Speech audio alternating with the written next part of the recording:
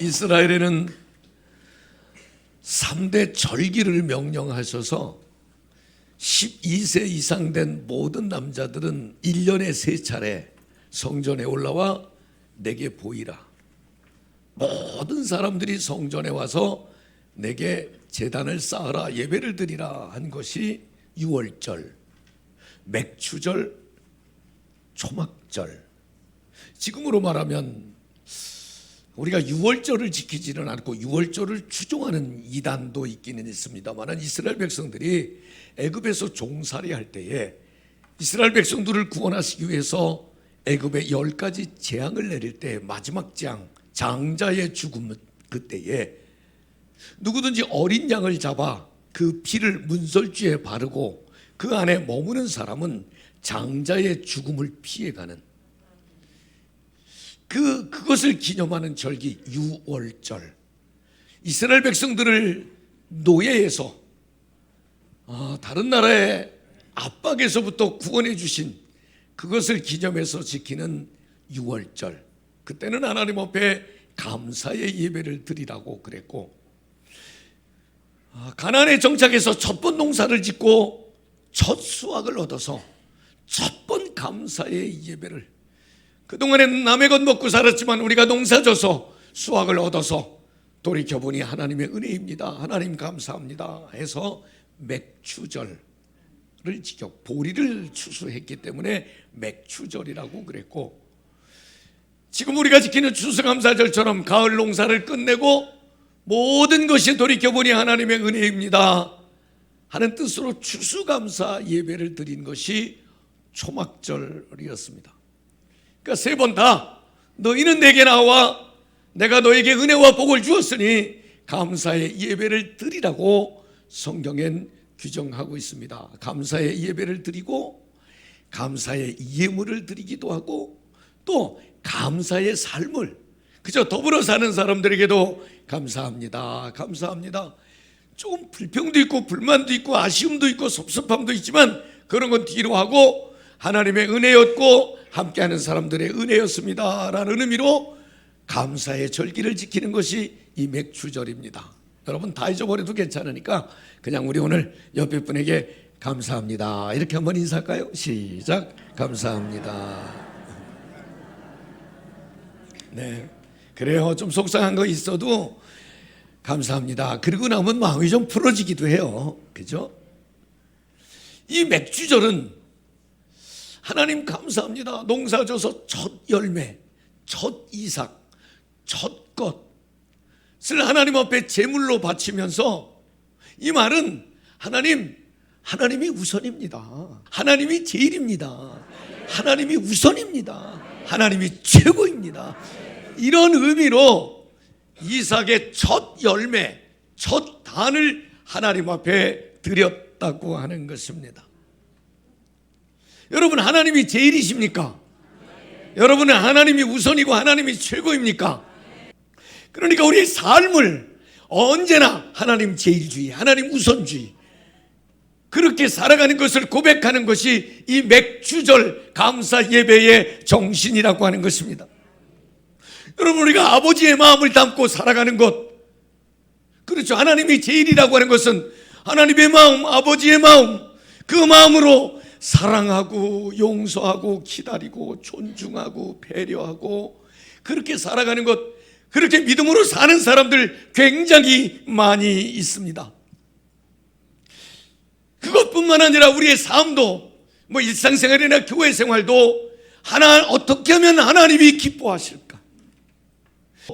이렇게 하나님 우선으로 산다고 하는 것 때문에 우리 삶에 아주 생기도 있고 활력도 있고 에너지도 있고 그러는 거 아니겠습니까? 왜 그러죠? 하나님은 나를 구원하시려고 십자가 위에서 물과 피를 쏟으셨고 나는 죄 사함을 받았고 나는 천국에 가고 나는 영원히 산다고 하는 것 때문에 그 하나님의 사랑을 생각해 보면 내가 하는 게 그리 큰 게 아니기 때문에 얼마든지 기쁨과 즐거움으로 할 수 있는 거 아니겠습니까? 여러분 우리는 이렇게 하나님 우선주의, 하나님 제일주의, 하나님이 최고라는 방식을 이런 방식으로 하나님께 영광을 돌리며 살아왔습니다. 이 맥추절에 드리는 제사는요, 여러분 이스라엘의 제사가 번제, 소제, 속죄제, 속건제, 화목제 5가지 제사가 있는데 그 제사를 드리는 방식에 있어서 요제로 드린다 그래요. 요제라고 하는 말은 흔든다는 말이에요. 이 흔들어서 제사를 드리는 방법이 요제가 있고 거제가 있고, 영어 성경으로는 wave suffering이라고 그러고 heat suffering이라고 그러는데, 이 거제라는 말은 위아래로 흔들어서 하나님 앞에 예물을 드린다 그런 뜻이고, 요제라는 말은 흔들어서 앞뒤로 흔들어서 하나님 앞에 제사를 드린다. 이 말은 자르지 않고 이 제물을 통으로 짜투리나 나머지나 분리하지 않고 이 제물을 통으로 하나님 앞에 올려드린다고 하는 그런 의미로 제사장이 흔들면서 이 예배를 드렸습니다. 이것은 남김없이 내 삶을 하나님께 드린다고 하는 의식이었습니다. 중요한 것은 이 맥추절의 중심은 소제라고 합니다. 이 소제라고 하는 것은 meal offering, 짐승으로 드리는 것이 아니라 첫 이삭, 첫 곡식단을 가지고 오잖아요. 껍질을 까고 곱게 빻아서 반죽을 하고 그 반죽을 그대로 하나님 앞에 드리는 그런 방식의 제사였습니다. 곱게 빻아서 잘 반죽을 해서, 그러니까 나는 아닙니다. 하나님이 내 삶의 주인이십니다. 나는 빠져도 괜찮습니다. 나는 내려놓습니다. 하나님의 힘을 의지해서 살아갑니다를 상징하는 의미이기도 합니다. 더더욱 중요한 것은 이 맥추절에 제사를 드릴 때, 곡식단을 갖다 제사를 드릴 때 추수를 하잖아요. 추수할 때 모퉁이에 이삭은 베지 마라. 밭의 끄트머리에 있는 이삭은 베지 마라. 그거 추수하다가 흘린 거 이삭은 줍지 마라. 왜냐하면 그 남겨놓은 것은 가난한 사람들, 농사처가 없는 사람들, 나그네들, 어려운 사람들, 경제적인 약자들이 와서 취할 수 있도록 흘린 것도 줍지 마라. 다른 사람을 배려하는 그런 의미가 이 맥추절 제사에는 담겨 있다고 하는 것입니다. 여러분, 저는 우리 교회 성도들도 때때로 힘들고 어렵지만 이렇게 하나님이 전부입니다라는 마음을 가지고 약한 사람, 어려운 사람, 아픈 사람들에게 할 수 있으면 때로는 힘이 되고 도움이 되고 나눔이 되는 삶을 살 수 있기를 소망합니다. 여러분, 너무너무 자주 들은 사람 중에 록펠러라는 사람이 미국의 최고 부자였대요. 나는 그분 잘 모릅니다. 근데 최고 부자인 그 사람이 53살에 피부병에 종양이 생겨서 1년만 산다고 하는 의사의 진단을 받고 병원에 있을 때에, 그가 병원에서 이제 현관을 이렇게 나가는데 병원 직원하고 그 어떤 아주머니하고 언쟁이 있는 것을 봤는데, 가만히 들어보니까 병원비를 내지 않아서 병원에서 독촉을 하는 것 같았습니다. 아이가 입원한 엄마였는데, 근데 그 병원 현관에 무슨 글귀가 써 있냐면 주는 자가 받는 자보다 복되도다, 이런 글귀, 성경 말씀이 써 있었습니다. 그 말씀을 보고 그 얘기를 듣는 순간 자기는 부자니까 비서를 시켜서 야, 병원비를 좀 내주도록 해라. 그리고 그날 저녁에 자기 방에서 잠자기 전에 기도를 하면서, 이 록펠러 어록에 나와 있는 말입니다. 그분이 그런 말을 했습니다. Money is not everything. God is everything. 돈이 전부가 아니고 하나님이 내 삶의 전부입니다. 그리고 그날부터 그 록펠러는 남을 돕는 일을 하기 시작하는데, 여러분, 교회를 5,000개를 건축을 했대요. 야, 뭐 지금 이렇게 들어도 상상, 5,000개 교회라뇨. 제가 그분이 지은 교회 중에 뉴욕에 가면 그 허드슨 강변에 리버사이드 처치라고 아주 멋지게 지어놓은 예배당이 하나 있습니다. 그 예배당이 얼마나 웅장하고 얼마나 화려한지, 그런데 그런 예배당을 5,000개를 지었다고 그러더라고요. 나눔이죠. 돈을 벌어서 교회를 세우는 일에 5,000개. 여러분, 지금 우리나라도, 우리 교회도 이 40년이 됐는데 교회도 좀 세우고 건축하고 그랬으면 좋았는데 우린 사실 그런 일을 잘 못했어요. 그런데 저 서울연에 은평지방에 이현식 목사님이 담임하는 교회가 있는데 그 교회는 해외의 교회를 지금 한 100개 정도 매주 기독교 타임즈나 이런 데에 그 이제 기사가 나오는데 뭐 아프리카에, 아시아에, 저 중앙아시아에 교회들을 성도들이 우리 아이가 이번에 뭐 합격했습니다 기념으로, 제가 우리 부부가 7순이 됐습니다 기념으로, 그러면 잔치하거나 혼자 누리고 여행하지 않고 그 비용으로 그런 어려운 나라에, 어느 나라는 대나무로 예배당을 지으면 한 뭐 1,000만 원이면 예배당을 짓고 스레트로 짓는 데는 2,000만 원, 3,000만 원 이 정도 비용, 뭐 더 들어가는 데도 있겠습니다만은 그렇게 한 사람이 큰 맘 먹으면 잔치할 수 있는 비용이면 할 수 있는 돈으로 교회를 세우는데, 그 교회 담임 목사님은 그 교회 기공하고 건축하고 봉헌하고 이거 다니는 게 일이 될 만큼 교회를 많이 세우는 교회가 서울연회 안에도 있어요. 그런데 이 록펠러는 5,000개의 교회를 세웠대요. 대학을 20개를 세웠다 그래요. 학교 인가만 받은 게 아니라 학교를 다 건물을 세워서 학교가 운영되도록 해준 게 20개라고 그래요. 이렇게 나눔, 자기 것을 혼자 누리지 않고 나누는 것, 여러분 그것이 기독교 정신 아니겠습니까? 여러분 많이 모으신 분이 있으면 여러분도 많이 나눌 수 있기를 소망합니다. 도움이 아주 풍성한 여러분 되시기를 바랍니다. 그것이 저는 결국은 천국에서 영원한 삶을 사는 우리들에게 남는 최상의 자산이라고 믿기 때문인 것입니다. 제가 오늘 흔들리는 세상, 흔들리지 않는 믿음이라는 제목을 잡았습니다. 인류 문명은 점점 더 좋아지고 있죠. 여러분, 우리가 지금처럼 편리하고 지금처럼 많은 것을 누리고 사는 시대가 인류 역사상 있었습니까?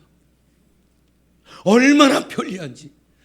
저녁에 주문하면 새벽에 문 앞에 반찬도 와 있고 별거 다 와 있는 이런 나라, 배달의 민족이라 그 부분에 대해서는 또 특별히 없는 게 없어요.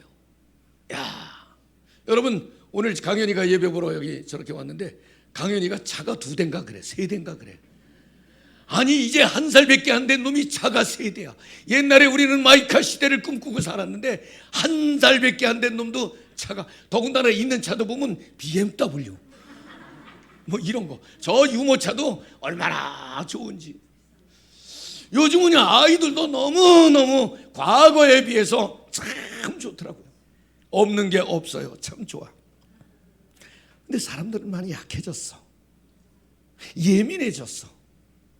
짜증도 많고 화도 많고 분도 많고 원망도 많고 불평도 많아졌어. 이렇게 좋은 세상인데도 불구하고. 근데 그 중에 세상이 막 흔들리는 일이 있는데 재앙이 너무 많아. 전쟁, 지진, 기근, 홍수, 산불, 전염병, 이거 뭐 하나만 있어도 가슴이 벌렁거릴 일들이 지금은 동시다발적으로 이 재앙들이 우리 앞을 가로막고 있습니다. 제가요, 챗GPT에 2024년 6월부터 2025년 6월까지 전쟁이 몇 건이나 있었냐고 물어봤더니 61건. 1년 동안 세계적으로 61건의 전쟁이 있었습니다. 그 중에 지난 1년 동안 전사자들, 전쟁터에서 총 맞아 죽은 사람들이 23만 3천 명, 젊은이들이 그렇게 많이 죽었습니다. 그 전에 2023년에 17만 9천 명보다 훨씬 늘었습니다. 어쩌면 이란과 이스라엘의 전쟁이 지금 휴전입니다만 확전이 되고 중동전으로 발전한다면 이보다 더 많은 사상자가 날 수도 있을 것입니다.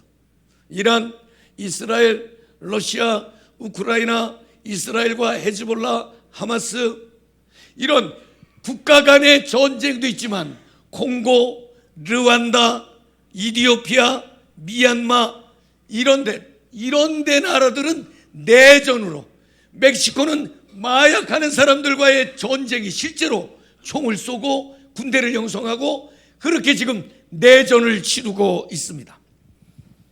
인도 파키스탄의 카슈미르 분쟁은 유명하죠. 인도와 중국도 국경의 작은 전쟁을 치르고 있죠. 이 전쟁이 끝이지 않고 계속 일어나고 있습니다. 제가 인터넷 뉴스를 보다가 아니 인류의 재앙을 말하는데 유럽의 산불, 중국의 홍수, 뉴스 좀 봅시다. 여기 보십시오. 유럽의 산불, 미국의 이상구름, 중국의 홍수. 요 다음 뉴스가 뭐냐면 일본의 지진. 여러분, 이 산불, 한국, 호주, 유럽, 미국, 올해도 전 세계의 산불이 해결하기 어려울 만큼 크게 일어났죠. 저 홍수는요, 중국의 홍수 때문에 뉴스가 나잖아요. 어제 뉴스에 미국에서 홍수가 나서 13명이 죽고 20명의 학생들이 고립됐다는 기사가 났습니다. 자연재해가 이제는 유럽이나 미국이나 아시아나 가리지 않고 계속해서 일어나고 있습니다.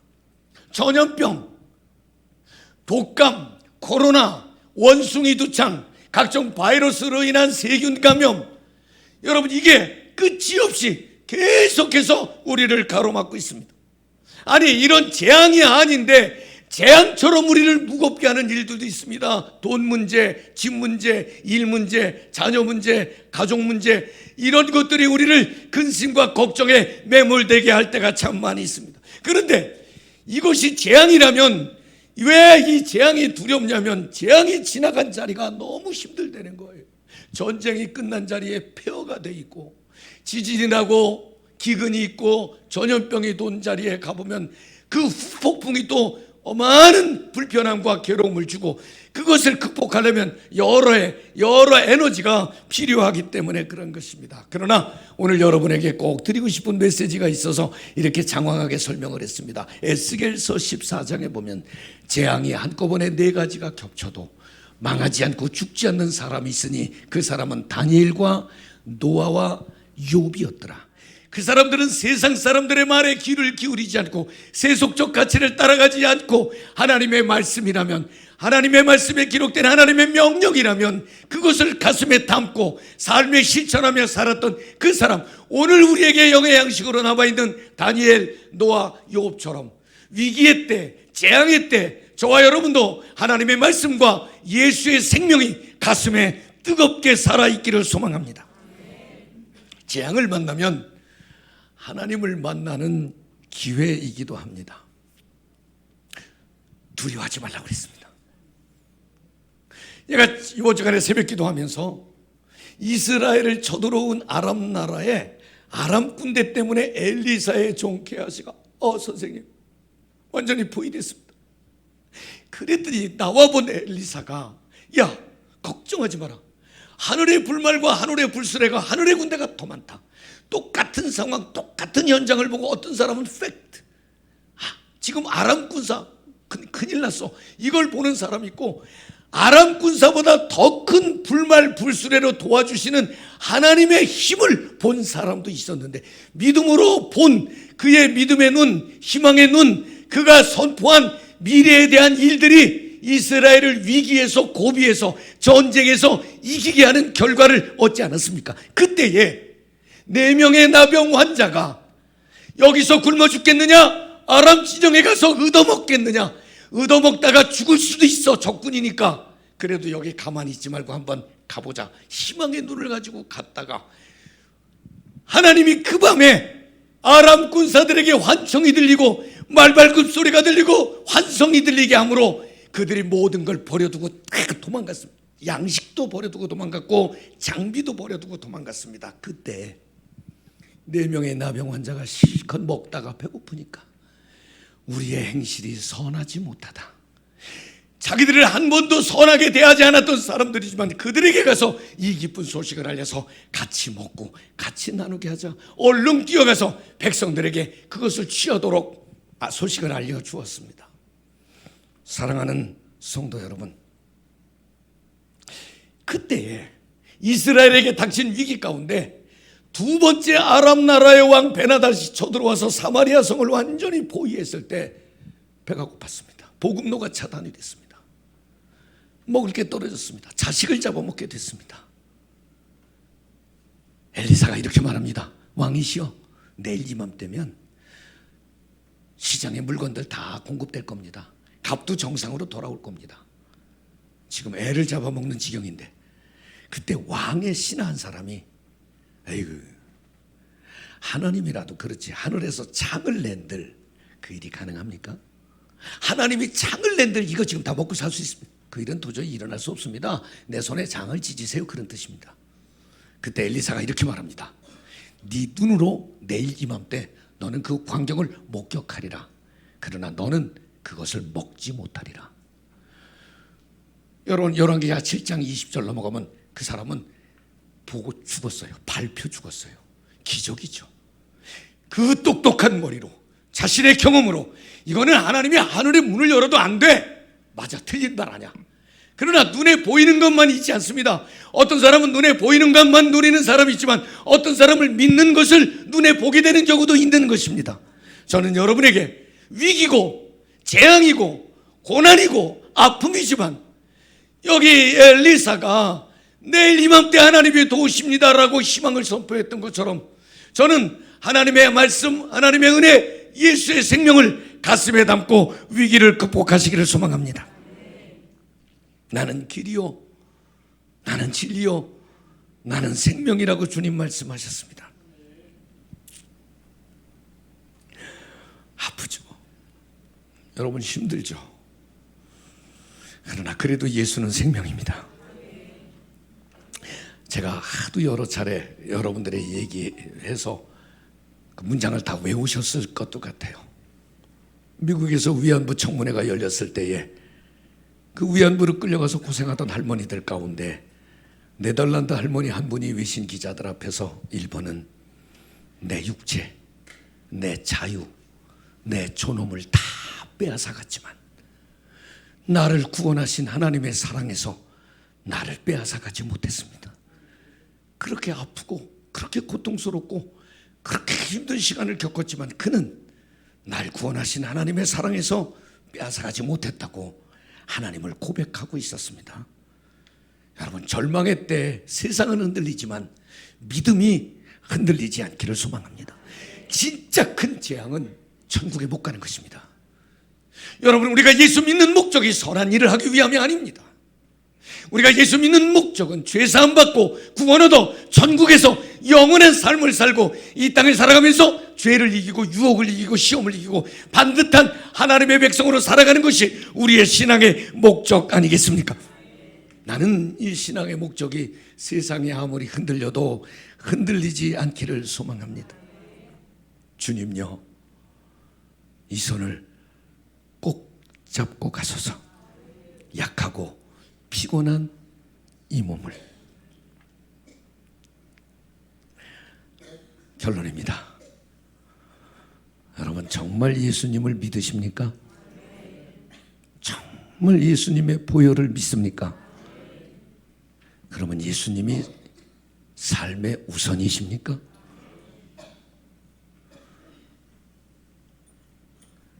Almost Christian is not Christian. 거의 신자, 신자하고 비슷한 신자는 신자가 아니다. 몸이 아픈 것 굉장히 힘든 일입니다. 암이 생기면 더더욱 힘든 일입니다. 충격적입니다. 그러나 마음의 종양은 어떻게 한단 말입니까? 내게 사랑이 없고 용서가 없고 미움과 화와 분노가 가득하고 오래된 마음의 종양은 어떻게 한단 말입니까? 여러분, 그보다 더 무서운 영혼의 종양이 있다면 그건 어떻게 한단 말입니까? 아직도 미신과 우상과 세속이 나를 지배하고 있다면 그 영혼의 종양은 어떻게 한단 말입니까? 세상은 흔들려도 여러분, 믿음은 흔들리지 않아야 구원과 영생과 하나님의 보호하심의 복을 받을 줄 믿습니다.